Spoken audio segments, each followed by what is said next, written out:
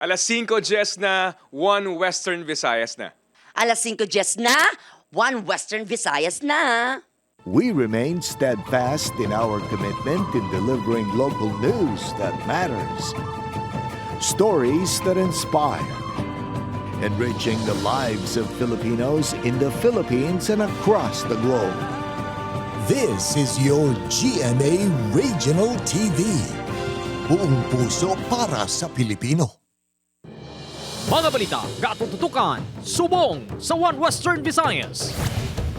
Iloilo City LGU ginbawi na ang masobra 1 million pesos nga balor sang gindonar nga kagamitan sa Museo Iloilo. Coast Guard sang Pilipinas, Japan kag Indonesia nagtipon sa Bacolod City para sa Regional Maritime Pollution Exercise 2024. Presyo sang krudo, magasaka naman sang malapit 2 pesos kada litro, buwas. Presyo sang gasolina, magataas man. Kag, tradisyon sang pagbasyahanay sang tubig sa kapiestahan ni San Juan de Bautista, inpatigayon sa pila ka lugar sa Western Visayas.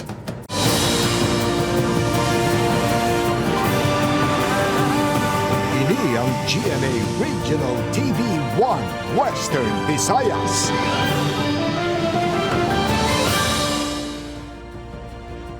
Mayong hapon, live sa GMA Iloilo Station. Ako si Jethro Charlotte. Kag makapuso ko naman sa irin Pretos Live, you can diri sa GMA Bacolod Station. Mga kapuso, madamo sa mga proyekto ang DPWH-ICDEO sa Iloilo City. Wala na approve kag wala sang permit suno kay Mayor Jerry Treñas. Kapuso LGU kag DPWH sarang nga makabuligay nga matapos ang isa ka proyekto nga gisuguran sang DPWH suno pa sa Regional Director. Si Kim Salinas nakatutok. Makaligan niya gimpresentar ang 7 ka mga proyekto sang DPWH-ICDEO sa Iloilo nga delayed. Madamo pagid sa mga proyekto ang amo nga talatapan diri sa syudad nga wala sang approval kag permit suno kay Mayor Jerry Treñas. Ini ang suno sa alkalde ang klaro nga bayolasyon sang building code. Ang mga proyekto nga ini suno kay Treñas ang nasuguran na, ginatapos kag ang iban na human na. Lakip diri ang mga multi-purpose building. It's only those projects that we were not consulted, that no permits were issued, projects that are 6 years delayed, and wagid ko idea kung ano na matabo na another 6 years. I'll be out of a job. Gintinguan sang news team nga makuha ang listahan sa mga proyekto sa Office of the Building Official apang wala pa inisang nahatag. Ini ang isa sa mga rason sang alkalde kung nga wala man sinigin bawi ang deklarasyon niya persona non grata kay DPWH-ICDEO District Engineer Roy Pacanan apisar na kasugilano na sila sang nagligad niya semana. Sa karon, desidido na ang LGU nga i-take over ang 7 ka mga delayed nga proyekto apang sa pamangkot kung may budget ba lang syudad. Ikaw kung balay mo na, questionon mo palawas mo kung may budget ka, kung ay mangitaan tayo. You know, Iloilo City has a budget of 3 billion. Mangitaan ta lang. Ginpahayag naman ni DPWH 6 OIC Regional Director Sunny Boy Oropel nga may mga multi-year nga proyekto. Kung sa diin, sara makadugang sang pondo ang local government unit sa proyekto sang DPWH. Kung gisama yara kita mga project na multi-year nga hindi pa matapos because of the limited appropriation, pwede naman tugangan sa local government. Bukas naman ang alkalde nga liwat magkooperar sa DPWH-ICDEO kung isla na si Engineer Roy Pacanan. Gintinguan sang news team nga makuhaan sang bahin ang among talatapan apang wala nakasabat ang spokesperson sini. Upod Kiramel Porquia, Kim Salinas. One Western Visayas. Samtang makapuso sa Bacolod City naman, building sa downtown area na sunog. 3 ka mga establishmento na dalahig sa sunog. Yaring balita nga itong gintutugan.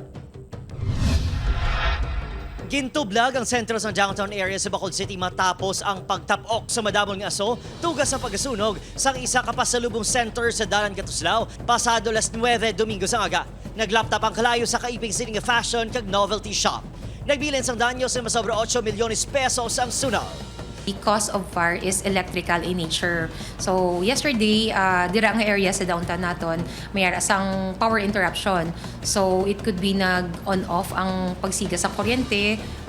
We're considering nga sa power surge siguro. Sa Barangay 3, isa man kabalayang nasunog sa weekend. Patay sigang suga sa balay apisar wala man brownout sa barangay.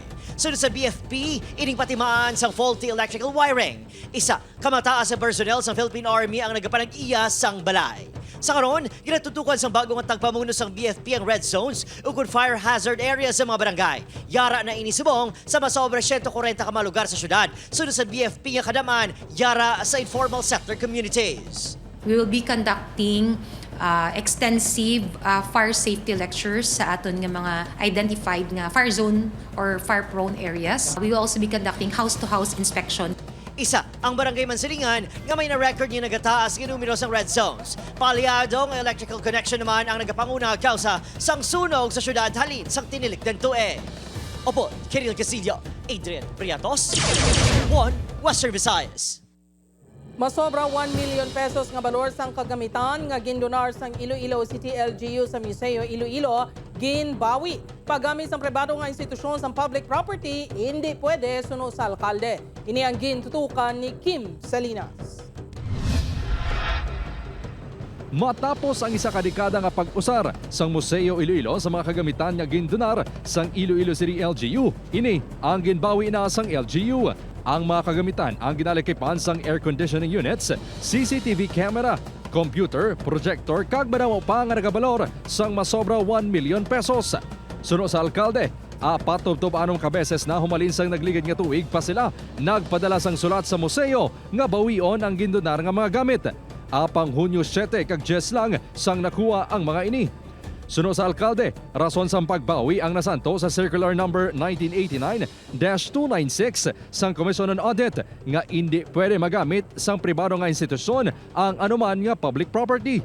Ang Museo Iloilo ang ginadumalahan sang Iloilo City Cultural Research Foundation nga ang presidente ang asawa ni anay Iloilo City Mayor Jose Espinosa III nga si Gina Espinosa. Ang inventory group sa GSO muna ginatanaw nila mga properties ng syudad bala. Sulod na sila sa opisina, tanawon, kay sino ni laptop, kay sino ni amuni, kay sino ni amuna. And then may nakitaan sila nga may mga donations kita sa private.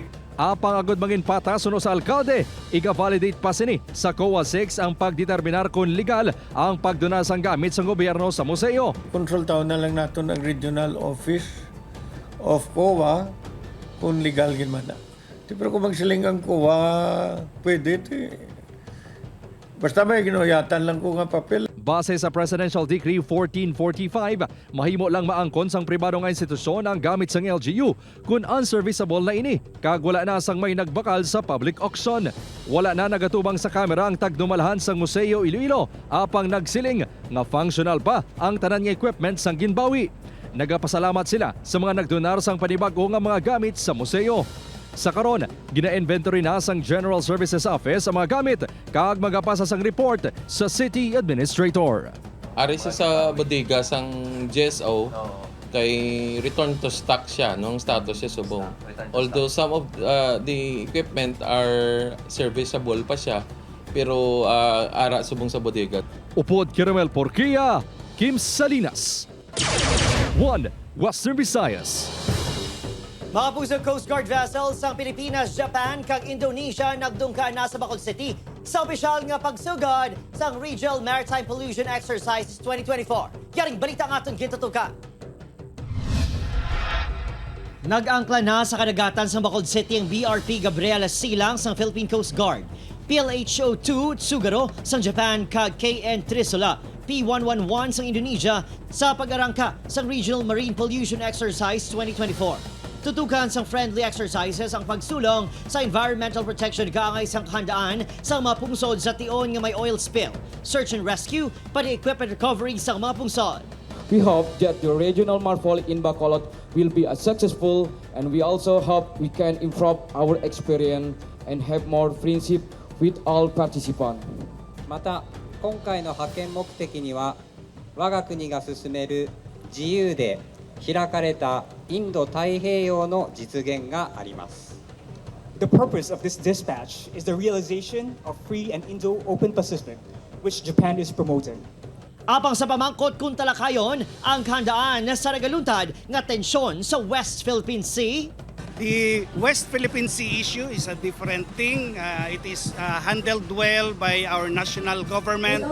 But for this particular MARPOLEX, Maritime Pollution Exercise, yung focus po natin is marine environmental protection. Sa Baylo, ginapaabot nga dako mabulig sini sa hibalo sa Coast Guard personnel sa Western Visayas, ilabi na sa containment sa oil spill. Kapin 500 sa Coast Guard personnel gikan sa tatlo ka pungsod ang kabahin sa simulation exercises kag tabletop discussions. Magluwas pa sa mga Korean, Vietnamese kag American observers. Kada duha ka tuig ginapatigayon ang MARPOLEX. May magintagaan sa kahigayunan nga makasaka sa mga international vessel apang limitado lang ini sa pila ka stakeholders ago hindi makompromiso ang intel security sang mga pungsod. Opod, Kiril Casillo, Adrian Prieto, 1 Western Visayas. Mga kapuso, kapistahan ni San Juan de Bautista, masadyang nga ginasaulog sa San Juan Molo, Iloilo City. Pinakauna nga Basyahanay Festival ginpatigayon man subong adlaw sa Barangay 33 sa Bacolod City. Si John Sala nakatutok live sa Barangay San Juan Molo, Iloilo City. John?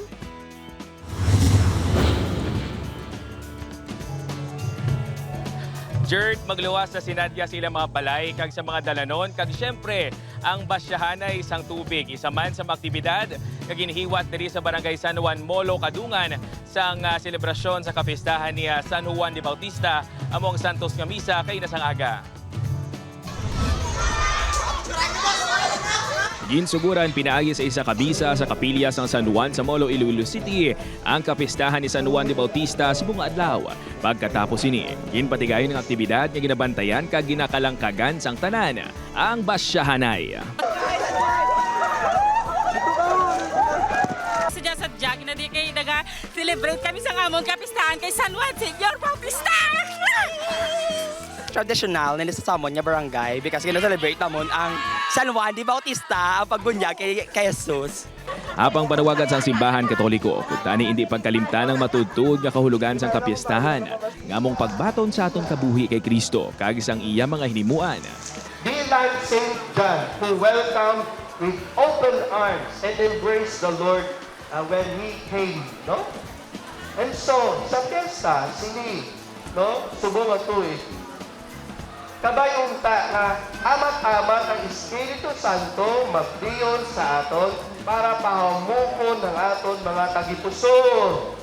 Magluwas sa basyahanay isang tubig diri sa Barangay San Juan Molo, nagasimbolo man ini sang basyahanay isang blessings kag basyahanay isang good health. Happy Fiesta! Sa Barangay Punta Taytay, nga ginakabig summer capital sa Bacolod City, nagalinya ang mga residente bitbit ang mga nagkalain-lain nga armas sa gudbaso ng mga bisita. Mayara pa sang improvised water gun nga ginatawag water boga. Nagpatigayon man sang bunyag ang parokya gud markahan ng kahiwatan. Sa Barangay 33, gintibo ang pinakauna nga basyahanay sa Barangay Festival. Ang tika nga gud mabasyahan ang mga malain nga hitabo sa lugar. After pandemic, magasugod na ta sa sinadya. Kag amo na ning sige-sige yo. Nagtingwa kita nga mako-organize sa amo ning event. Not just to celebrate kita sa San Juan, na normally fiesta ni San Juan Bautista, ginaobranin naton para makahatag pagkikalipayan. Ang simbahan naman, nagpahanumdum sa matudtuon nga kahulugan sang tion, ngamong pagdumdum sa misyon sang manluluwas nga nagsugod matapos inigin bunyagan ni San Juan de Bautista sa suba sang Jordan.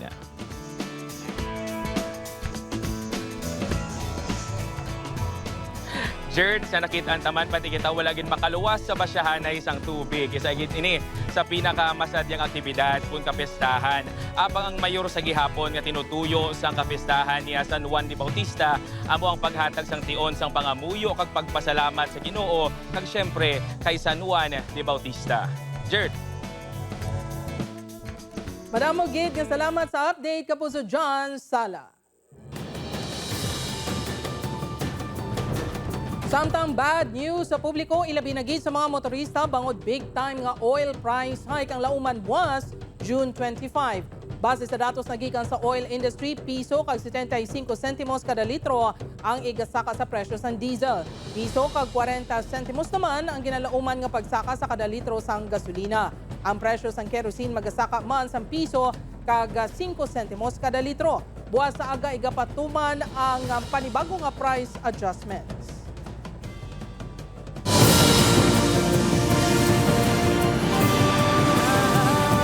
Ini ang GMA Regional TV 1 Western Visayas. Ginsapol na subong adlaw sang lapas PNP ang kabataan nga ginatudlo suspect sa pagpanglampos sang sanga sang kahoy sa isa ka lalaki sa distrito sang Lapus.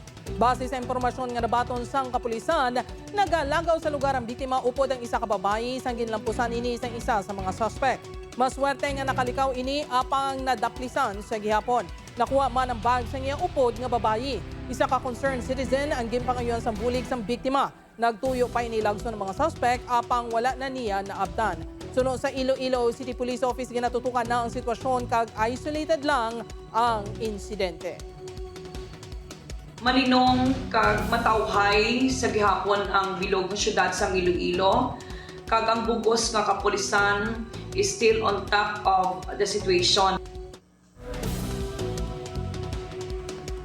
Mabusog patay ang isa ka 25 anyos na lalaking residente naman sang barangay Kaliban sa Banwa sa Murcia, Negros Occidental sang gintino patay sang wala pa makilala nga lalaki sa parking lot sa barangay 5, Bacolod City.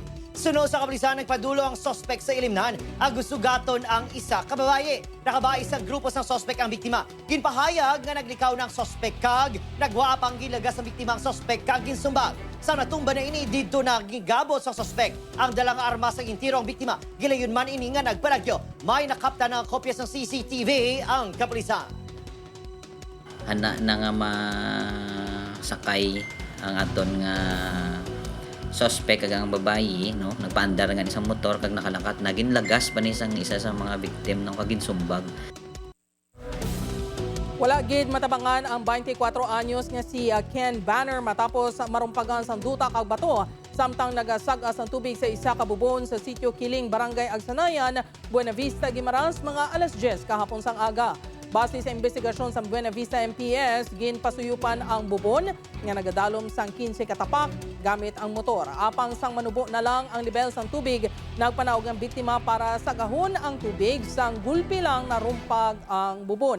Kapin isa pa ka oras antes ini nakuha kag dali-daling ang gindala sa ospital apang gindeklarar nga dead on arrival. Sa tuhod na nanaog niya ang biktima sa loob ko na hinalog na narumpag ang natiktas ang bato nga palibot ng bubon.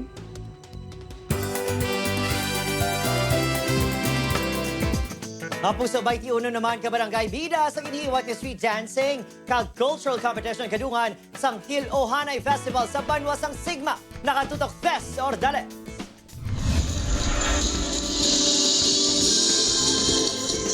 Fiesta feels ang dalasang civic and cultural parade kadungan sang selebrasyon sang Hill Ohanay Festival sa Sigma Cafe sang weekend. Napuno sa mga Sigmahanon ka mga bisita ang pila ka mga dalanon sa Banwa kung sa di nagpasundayag ang 21 ka mga grupo sa street dancing.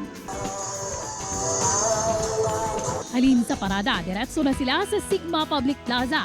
Cultural presentation naman ang kapuno sang duag maragtas kag kultura ang ginbira sang pareho nga mga grupo. Dala sang tagsa ka grupo ang mensahe sang kasaysayan sang ila barangay. Mapa-throwback agad bangod magluwas sa props and costumes, winner man ang ila facial expression. Nalipay gid si Mayor Dante Rizales labon sa dedikasyon nga ginpakita sang kabataan nga nagpasako. Aton mga estudyante, ang mga participants nga mga kabataan nagkabudlay, wala sang bayad, pero ang ihom nila kanamion. Si Marby wala gid ginapalampasan chance nga maglantaw kada tuig. Kanami bala kay diri ako nagakatuon sang pag intindi sang mga iba-iba nga history sang barangay namon. Kag subong nag-level up na gid siya. Gindeklara nga kampiyon sa street dance competition ang Barangay Amaga. Ang Barangay Parian naman ang nagkampiyon sa cultural presentation. Samtang karon sa gabi na mga kapuso, 7 p.m. ang Kapuso Fiesta. Gani kinitay kita sa Sigma Public Plaza. Kag magbonding kani kapuso actress Andrea Torres kag Shining Inheritance stars Kailin Alcantara kag Michael Sager. Magkita-kita po tayo mamaya sa Kapuso Fiesta. Yes, 7 p.m. yan po sa Sigma Public Plaza. In celebration of the Hill Ohanay Festival. Upod kay Marvin Lauderes, Tas or Dallas. One Western Visayas.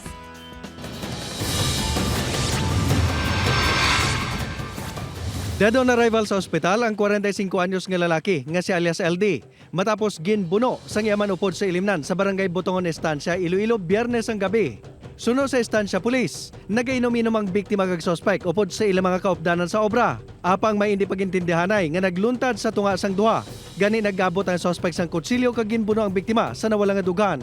Gilayon man nga nagpalagyo ang suspect. Dako pang ginagabig street level individual nga si alias Noynoy, 21 anyos, sa ginkasang nga drug buy-bust operation sa barangay Kabugaw Sur, Pavia, Iloilo. 11 kasasay sa suspected shabu ang na-recover sa suspect nga nagabalor sang 136,000 pesos. Duha ka semana ini nga ginpaidalom sa surveillance antes gin-operate sang Pavia Police. Wala naman nakaluwas ang isa ka tricycle driver sa ginkasang nga drug buy-bust operation sa Dumangas, Iloilo. Ginkilala ang subject kay alias Richard, 59 anyos, nga nakuhaan sang 109 gramos sa suspected shabu nga nagabalor sang 714,000 pesos. Nakaagiman preso ang suspect matapos magtuyo pasulod sang droga sa BJMP Jail Facility sa Putotan, Iloilo. Ginresponderan sang kapulisan ang impormasyon nga may ginbuno sa Ticod Terminal sa Lapas, Iloilo City. Apang ang naabtan sang kapulisan, ang 52 anyos nga si alias Baro, isa ka construction worker nga ginsprayhan sang wala mahibaloan nga kemikal sa iyanawong kag wala man sang pila sa lawas. Love triangle ang ginapahayag kabangdanan sang insidente, bangod ginakuno-kuno nga may relasyon ang biktima kag ang asawa sang suspect. Posible suno sa kapulisan nga alcohol ang ginspray sa biktima, gani wala man ini nahalitan. Nagpamalibad man ini nga ipablatter ang insidente.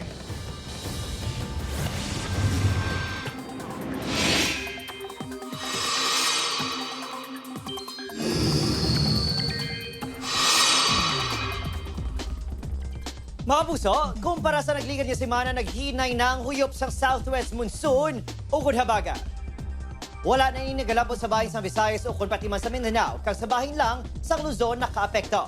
Ang ibang mga bahin sa pungsod posible naman maka-eksperyensya sa localized thunderstorms. Sa datos sa Metro Weather, posible nga ulanon ang dakong bahin sa Western Visayas, laki pa nga Aklan, Capiz, Antique, Iloilo, Guimaras, kag Negros Occidental. Mabaskog ang ulan sa pinakalugar gani mangin alerto gihapon sa pagbaha di gani landslide. May chance man mag-ulan sa nabilin nga bahin sang pungsod. Mga kapuso, 14 ka oras na power interruption ang ma-experiensyan sa mga konsumidor sang Iloilo 3 Electric Cooperative o kun Ileco 3 buwas Martes bangon sa maintenance activity nga ipatigayon sa National Grid Corporation of the Philippines o kun NGCP sa ila 69 kilovolts line. Apektado sa brownout nga magasugod alas 4:30 sa aga tubtob alas 6:30 sa gabi ang kabanwahanan sang istansya Batad, Balasan kag Carles. May tag-duhaman ka oras na brownout buwas sa aga kag hapon sa Sara, Lemery, Concepcion, San Dionisio kag Ahoy.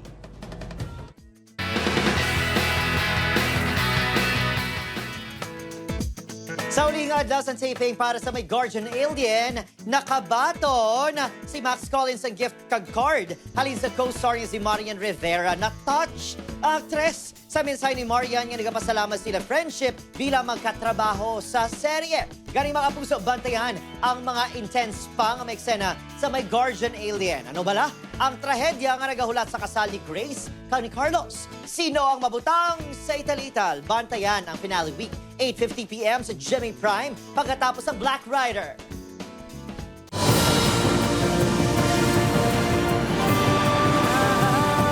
Ini ang GMA Regional TV 1 Western Visayas. Mga kapusong manghod ginaligar ginsulod sa balay sang iya magulang sa Hordan, Guimaras. Sa iya deklarasyon sa kapulisan, ginpahayag ni alias Leo nga ginguba ni Johnny ang ila puwertahan kag ginpanglapta ang mga pagkabutang sini sa iya balay. Rason nga nalagyo si Leo upod ang iya bata agud makalikaw sa gamo. Isa sa ginalantahong nga kabangdanan sa insidente ang naglaptang nga impormasyon nga nagdaog ini isang 16 million pesos sa loto. Apang ginklaro ni Leo nga wala sang kamatuoran nga nagdaog siya sa loto. May okasyon sa ilabalay sa nagligad nga semana bangod manug-abot ang iya umagad kag hindi para magselebrar sang iya kadalagan. Sunod sa kapulisan, ginpanginwala naman ni Johnny ang aligasyon sa iya manghod. Ginako sini nga ginbato sini ang balay sa iya manghod apang wala ini nagsulod sa balay kag nangguba sang kagamitan. Nag-areglohan ay na ang mag-utol. Si Leo, ang aton nga biktima, nagpainom siya sa ila barangay. So, ang iya kasilingan naghambal nga siguro si Leo git niya ang nagdaog sa luto nga ang nagpainom siya. Tungan sa tong okasyon kung naghalap ko pa order sang sang limnon kag sumsuman. Paano kayo nagdaog kay wala ko taya?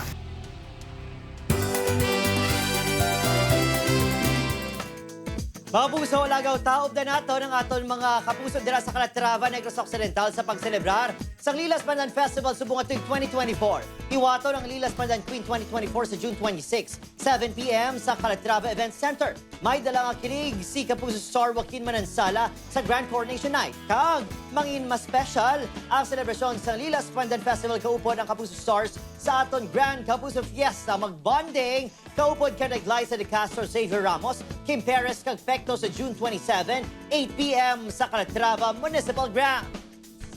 Magsaya tayo sa Kapuso Nights, isang gabi ng musika, sayaw at kasiyahan, kasama ang inyong mga paboritong Kapuso Stars.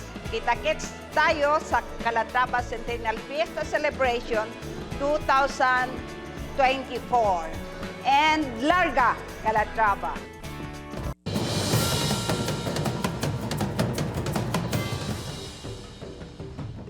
12 katawang napatay samtang hindi naman magdubo sa 70 nagkalasamaran sa wildfire nga nagluntad sa mga probinsya sang Diyarbakir kag Mardin sa Turkiye. Sa mga nagkalasamaran, 5 na lang sa mga ini nagapabilin sa ospital, apang 3 ang yara sa critical nga kondisyon. Suno sa otoridad, ang kalayo ang nagsugod sa mga dagami kag madasing nga naglapta bangod sa mabaskong nga hangin. Ginatos naman ka mga sapat ang napatay bangod sa insidente. Sunog nga templo ang nabilin sa series ang pagpangatake nga ginpatigayon sang armado nga grupo sa Dagestan region sa Russia. Ang insidente ang gintunaan sang kamatayon sang 6 ka mga pulis kag pagkasamad sang 12 pagid katawo. Suno sa otoridad, ang templo kag isa pagid ka Orthodox Church ang target sang grupo nga wala pa giningadlan.